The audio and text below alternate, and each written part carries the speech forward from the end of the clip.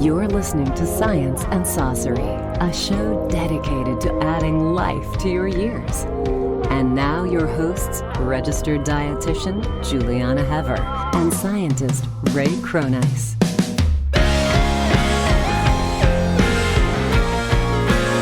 It's another day, and we're here. Hi, Juliana. Hello, Raymond. How are you doing today? I'm great. How are you? I am doing good as well. We did pretty well, I think, in the first episode. People had a positive feedback on it, at least. Which is so fun because we literally just said, hey, let's just try this. Yeah. We've avoided the P word for so long, podcast, but I've finally succumbed to it. And it was fun, actually, recording that beginning to end. And in the intermediate time, we went to Las Vegas and recorded a couple episodes of Penn's podcast. And then also with Gudo and Matt did some audio content for our private clients and our other programs. So that's been kind of fun. That was a lot of fun. We've been across the country and back. And recording a lot, and it seems to be working good. It finally got into a flow of all the little bits and pieces to put this thing together. But I think it's going to be fun to do this. I'm really excited because we have so many conversations. Like ever since I've met you, we'll get on FaceTime or the phone and I just kind of sit there for a second and let you unleash. And there's so many exciting things to talk about. So why not get some of those recorded and shared with other people that I know will be interested? I guess the reason why I paused is there are so many podcasts out there now, and I didn't want to be what I always call a yap, yet another podcast. But then I realized, than being a yuppie. Yes. What I realized is that it turns out people sort of gravitate to these smaller audiences. I don't think that we need to be the Joe Rogan, million view kind of group. Not that we don't want to be that, but I'm just saying like we can do something very focused and it'll be great for the people that are our little crowd. We have this goal of permanently transforming 10,000 lives. And so having a place for them to come, having a place for them to show up and know that, they'll be able to answer questions, do interviews, and, take this in a lot of different places. I think that all of that makes it worth it. Yeah. And I mean, so many people have questions about things and so many people have the same questions about the same things. And, we experience that with all of our clients going through our program, have very similar experiences. So I think being able to address certain issues that almost everyone deals with in one way or another, it will be nice as a resource for people to not feel alone, first of all, and to know that they could come talk to us or, people in our little microcosm together, and everyone could feel like we're part of a family. Yeah, I hope that maybe if we at least start with some themes and start with the idea that, we want to have each show focus on one concept or one idea and then add some other kinds, a different kind of show for interviews, etc. But, today we're going to be talking about compared to what? That is our favorite question because there's everything in nutrition and health is really relative. Everyone asks you, well, is this a superfood? Is this should I avoid this at all costs? Or how is such and such? And it always comes down to compared to what? Compared to what? Yeah. And, when I look at this, especially when we started working together a few years ago, and we would talk about how your practice as a dietitian changed over the last 15 years. And so it's not just one food compared to another, it's compared to what time? Because really and truthfully, we've changed food in lots of different ways, not just over a decade, but over a century. So how has your view of nutrition changed over the last 15 years? I mean, from the time when you were graduating versus where you feel like you are today? Yeah, it's a good question. And it's funny because today I popped up a memory of my first time on Dr. Oz, on the Dr. Oz show. It's been 8 years and I got out there to New York and I was this crazy LA girl telling everyone to eat plants. And we had people in a zoo. They put them in a zoo to eat plants, these 3 women. And of course, they stayed overnight? They literally slept in the zoo for a couple nights. I don't understand the whole zoo part, but it was kind of like entertainment. But they had to eat vegetables and fruits. They were eating kind of like a primitive diet, or he called it a prehistoric diet, ironically. And of course, they retested their blood pressure and cholesterol and weight a few days in. It was only like 3 or 4 days, and they all had significant improvements. Of course. So compared to what? So I was doing this whole crazy episode. I had 3 segments on the show. They were trying my crazy plant-based recipes. The first edition of the Complete Idiot's Guide to Plant-Based Nutrition had just published that year. And it was really exciting, but it was like, well, where do you get your protein? All the questions that hasn't changed at all. But since then, just 8 years ago, so much has changed where the term plant-based is so commonly used now. It's not weird. It's not, everyone knows what it is, but a lot has changed. So in 15 years, everything has changed because compared to what basically applies across the field when it comes to nutrition, right? You know, we've had ups and downs with diets and trends and fads and things coming and going. But if you look at the through line and you look at what we know to be true and we look at what you've been documenting in our broken plate, and now we have somewhat documented a little bit, hinted at in the health span solution, it's that the things that are really fundamentally true stay the same. So it is important to say compared to what when someone's asking us one of those questions. Would you say that one graduating 15 years ago versus one graduating today, what would you think is the main difference? Nothing. I would say that the education is very similar in terms of what I know. I'm not in school, but I have lectured at my alma mater and other universities, and I've talked to big groups of dietitians and healthcare professionals, and the information is pretty much the same. Lean meats instead of fatty meats, and skim milk, and this many dairy products, and it's still very, very much the same dogma. But I think right now, because of internet access, which we didn't have 15 years ago in grad school, people have access to so much more information. And on the contrary, on the bad side of that is so much misinformation as well. But I think a lot of people are asking more questions. And I do have a lot of dietitians reach out and say, how do I become a plant-based dietitian? What does that mean? So that's changed. I just think that the access to information has changed, but a lot of the mythology just gets recycled. We had Atkins, and then we have keto, and then we have carnivore. All those things are just recycled versions of the same thing, and it's more or less the same. Yeah, and on the plant-based side, of course, now we have the food industry catering specifically to that entire niche. And so now, as you say, anything, how do you say it? I say anything you could eat, I can eat vegan. Right. So vegan really becomes somewhat meaningless in terms of the health side. I think vegan was already dilute and confusing back then. But then plant-based was more new and more inclusive of a definition. And I think that has changed as well and become less defined with respect to all of these new products that are out there. And just because you see the term plant-based on a burger or ice cream or anything, it doesn't necessarily mean it's healthy. Exactly. Yeah. So and it's hard to try to find those kinds of foods that are both in the category of what you're trying to eat and are foods that will promote your health.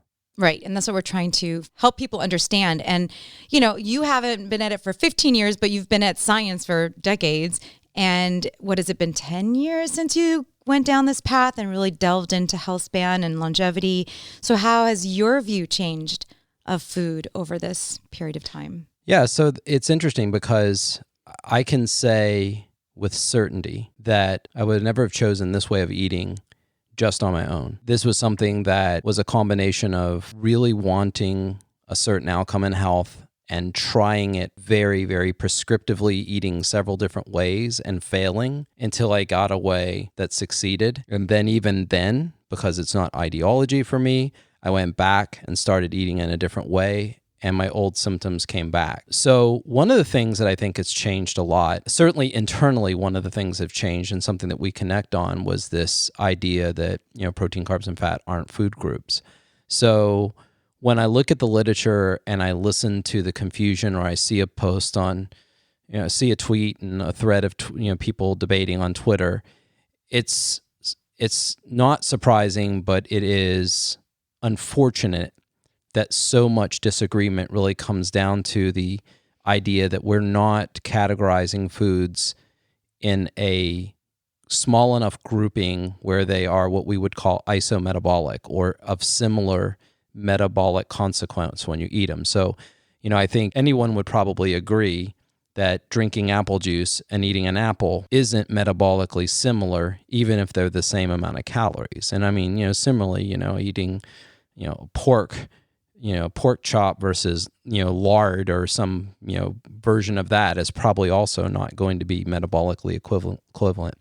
And so as we look at all of these studies that aim to survey humans in one of the more unhealthful times of our existence where access to food is just very, very easy, and then try to categorize health based on these three simple categories, it's clear to me that's just not adequate. I mean, it was okay in the day, but it's just no longer adequate to do that. And it causes people to drive to eat things they may not already eat. The obsession with, getting protein, or the obsessions of cutting out carbs, or, the idea of, getting more healthy fats. In other words, we have these labels, and I think that whether intentional or not, they obfuscate the sort of the health consequences of these foods, and they help people rationalize eating what they love to eat in the end.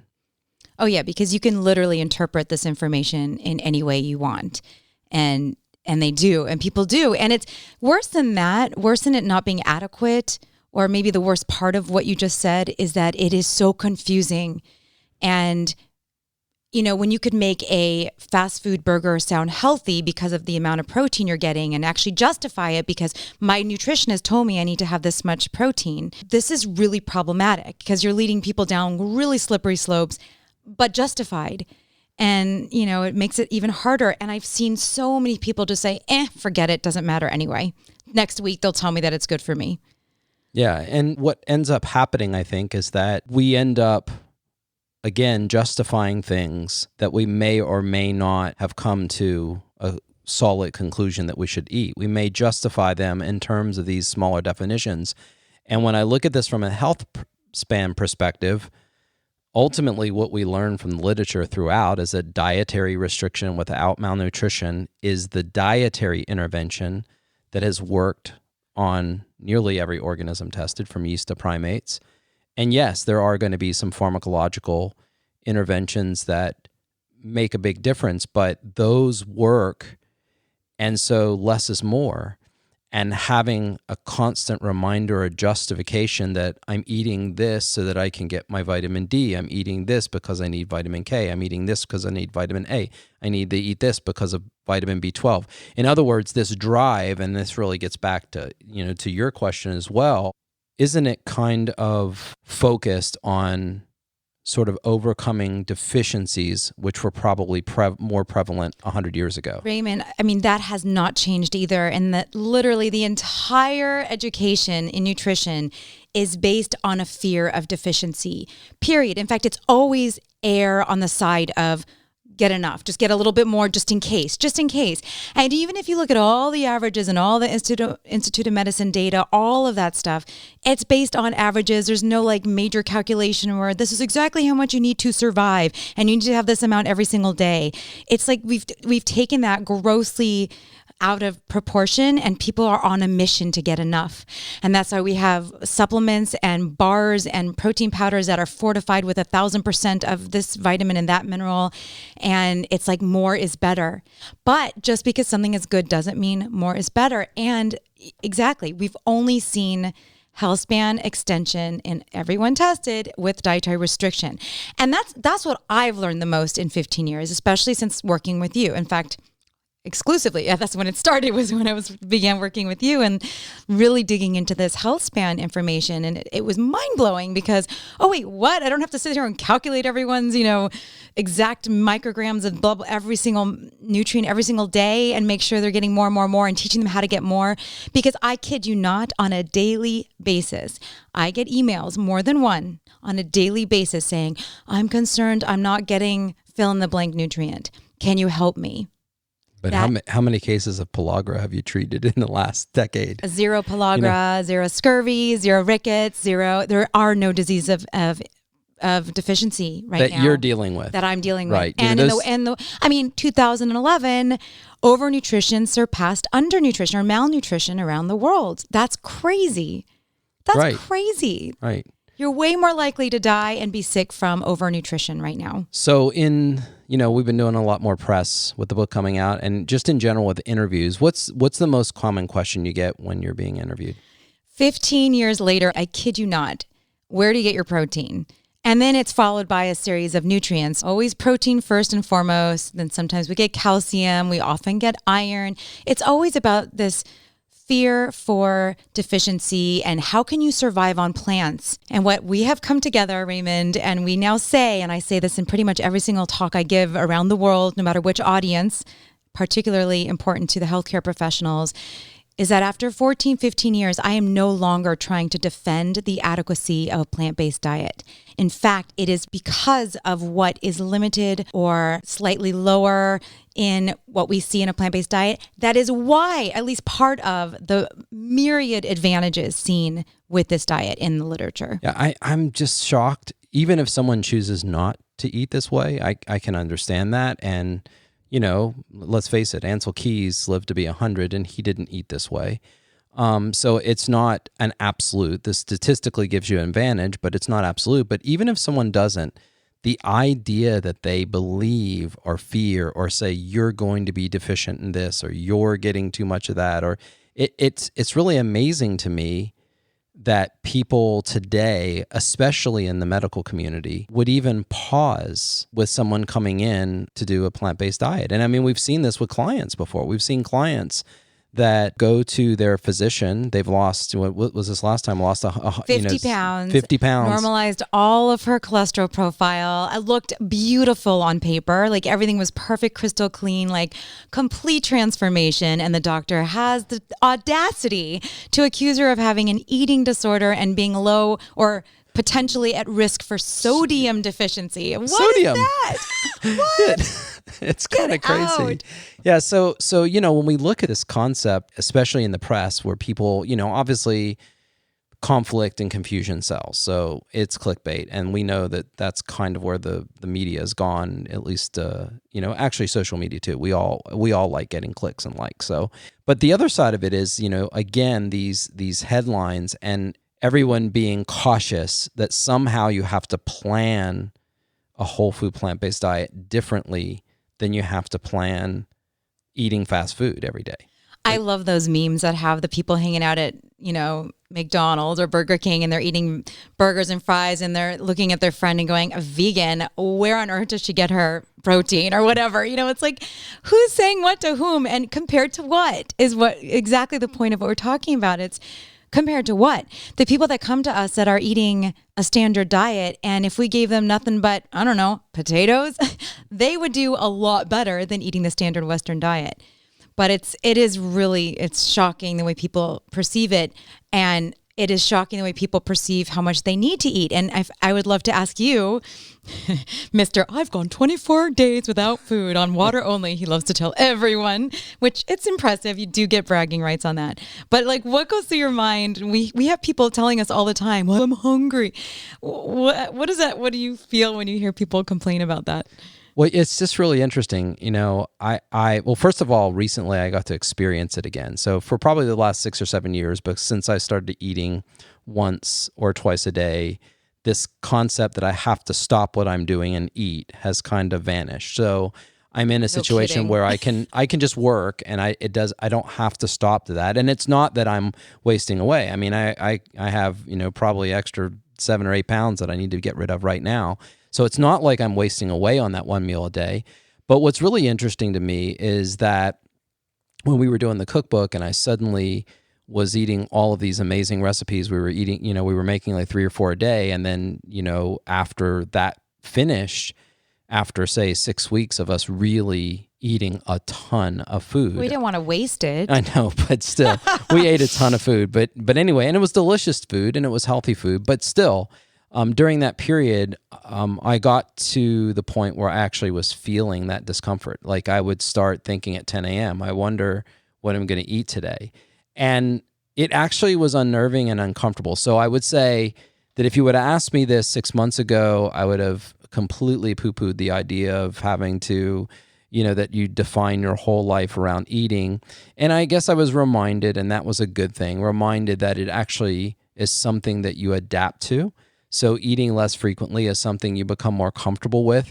But the degree of what people are doing right now, for example, you know, with all the new rage of fasting and intermittent fasting and all the technical terms people want to give to what I was just simply eating once or twice a day. I mean, to me, it's not surprising. It's not a big deal. I think eating once or twice a day was about the best we could do for a long period of time because Well, what of did Hippocrates say? Yeah, Hippocrates contemplated eating once or twice a day, and some was to age, some was to season. I'm paraphrasing. Some was to habit. But the point here for looking at this is to say when people put too much focus on when they're not eating, I think they wind up obsessing about it more. It's like, I've not eaten for 17 hours, or the new one I heard, and I know I'm going to really show that I'm out of the social media group was OMAD. Oh yeah. Yeah, one meal a day. And it's like OMAD, like that's a thing? Yes, it's You're a calling thing. it a thing? It's a thing. So, and not only that, but have you seen some of those videos?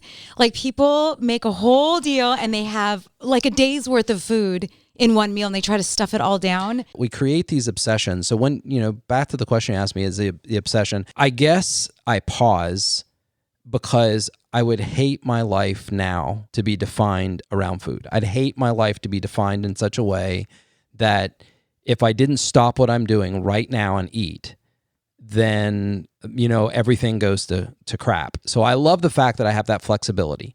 And I think one of the things we do give our clients permission, Penn, several other people have talked about this, is that giving a person permission not to eat just because they're not hungry or they don't need it right now or they don't have a good choice. This is really a great strategy. Very empowering. And for people to look at this and think of this as some kind of eating disorder when these people are compulsively eating 3 or 4 times a day, 6 times a day, 42 times a week, whether they need to or not. I don't care if you're normal weight. The point is, if you're obsessively swallowing all the time, that's the antithesis of dietary restriction without malnutrition. I mean, I could drink a bunch of coffee and take a bunch of amphetamines probably and stay up for 2 or 3 days. The question is that good for my brain health? And the answer is probably not. And I think a similar analogy, especially when we consider the circadian clock, is that the idea of being in the chronically fed state from the time you wake up in the morning until 3 or 4 hours after you go to bed because you had a late night snack, I think that that's equally unhealthful. So it's one of those things that it's a shame on one hand that everyone is so obsessed with this as a thing.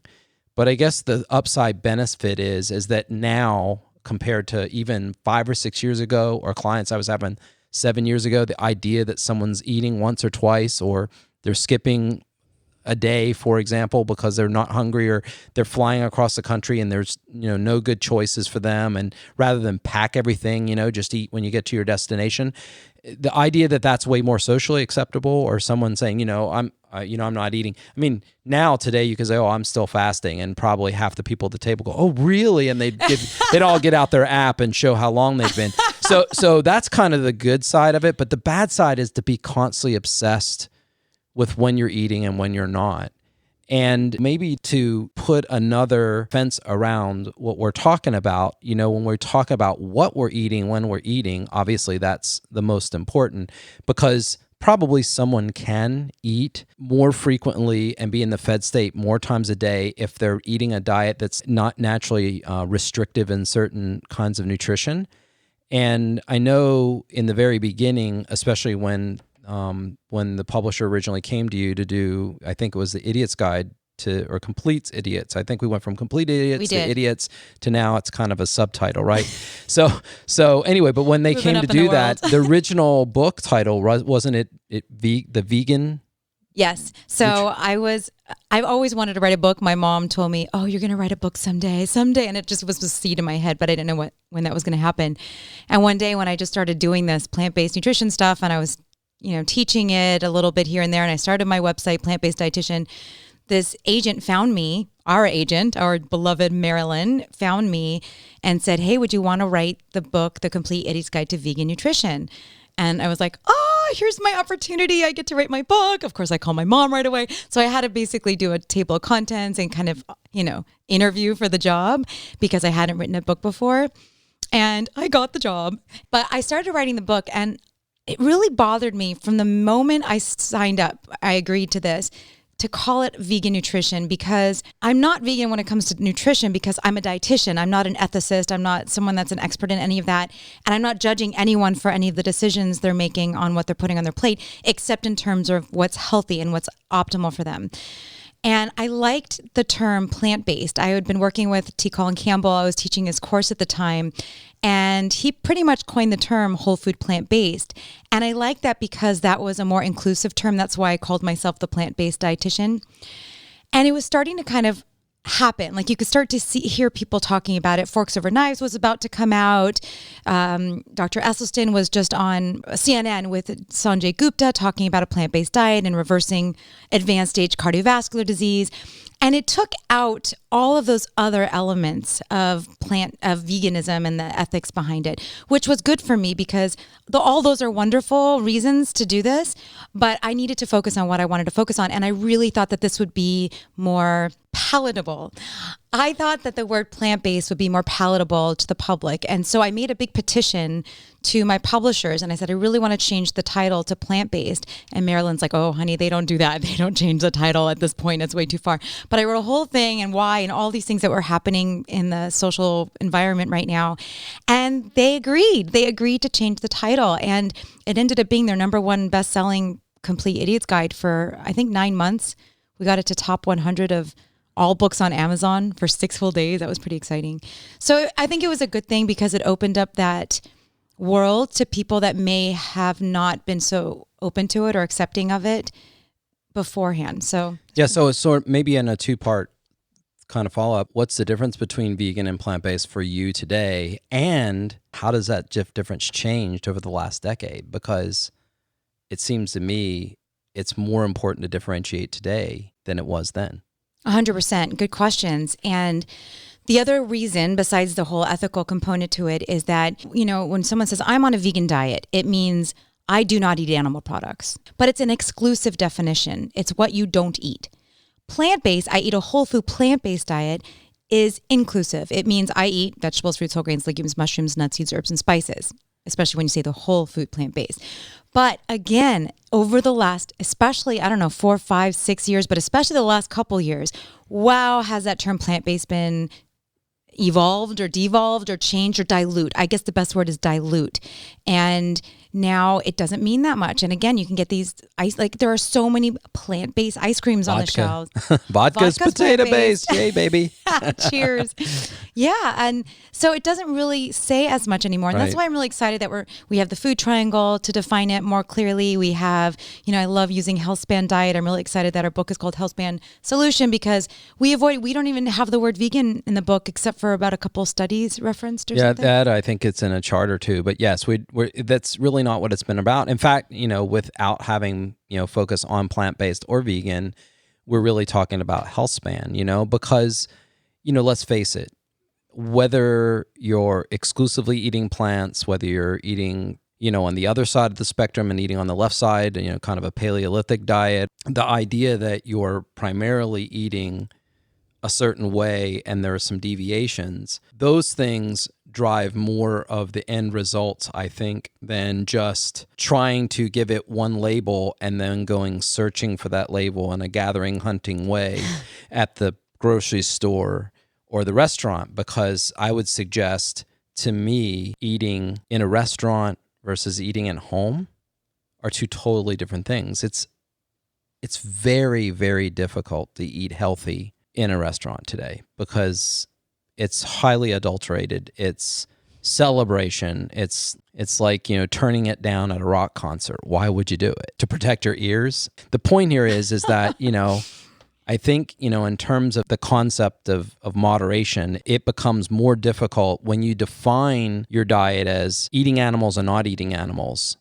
It's much easier, I think, to end up over consuming things you shouldn't eat. Right. And what are your thoughts on moderation? Yeah, I think I have to agree with Penn. Moderation is not the way you get excellence. I don't think we moderate our way to health. And that being said, I don't think you have to be obsessive. I think you need to create a new normal. We always say until the new diet is equally convenient, familiar, and enjoyable, you don't have much of a choice. One or more of those will dominate your plate. And so I don't think you moderate yourself to become a great guitar player. I don't think you moderate yourself to become a great soccer player. I don't think you moderate yourself to become a good swimmer or to become an amazing weightlifter. I don't think moderation really has much to do with excellence. But at the same time, I don't think those people who put their focus on those things that they enjoy doing, I wouldn't automatically call them obsessive. And so I feel that while you're changing habits, moderation is probably going to be your biggest impediment to success. Moderation is the easy way to tell yourself a new story and to go back to doing what you were doing before. And you always make the excuse, well, today I'm making the exception for this reason. But then you think about, but last week I was really good. And next week, starting Monday, I'm going to do something great. So moderation to me becomes the enemy of creating new habits.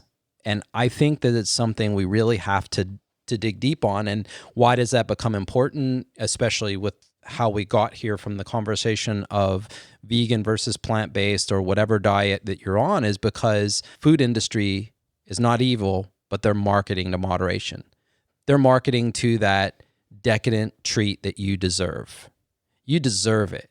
You ate really well this weekend. Now, the point here is, why can't you create something that's decadent, and instead of being on a, if a scale of 0 to 10, if 10 is completely healthy and 0 is, awful, why do you have to drop to a 2 when you could have a 7 or 8? Like 7 or 8 might give you that experience and make you feel great about it.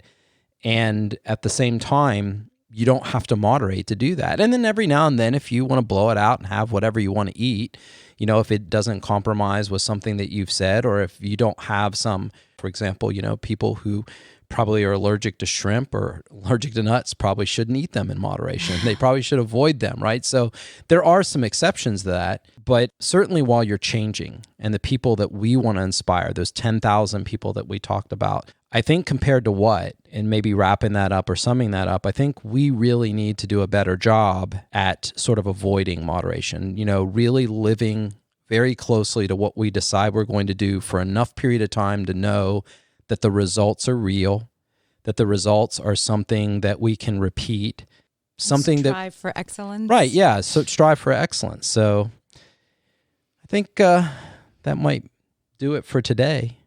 And we could probably go on and on about moderation. Compared to what, Raymond? Compared to what? Thank you so much for joining us on this leafy green path to good health. It's always the food, so remember, keep eating right. Thank you for listening to Science and Saucery. For more details about the content in today's show, or to contact Juliana and Ray, please visit us at healthspansolution.com. Welcome to